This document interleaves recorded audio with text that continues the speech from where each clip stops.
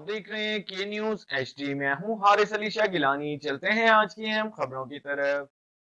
सुन ले जाने जाना Quality product by Khadim's Milk Foods, Sahiwal। जमाना।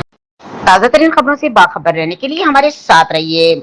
हमारे नुमाइंदे मोहम्मद अरशद भट्टी की रिपोर्ट के मुताबिक थाना मुसाफिर खाना की हुदूद मौजा जंदरानिया करीबी में अफसोसनाक वाकया पेश आया। अफसोसनाक वाकये में मदरसे के कारी का 13 साल बच्चे पर बेबहाना तशद्दुद, बच्चा जाबहक, पुलिस बर्वक्त कार्रवाई और कर्ज कर लिया और तफ्तीश शुरू कर दी, जबकि मेडिकल रिपोर्ट का इंतजार। तशद्दुद का निशाना बनने वाले जाबहक बच्चे की शनाख्त हसनैन अहमद के नाम से हुई।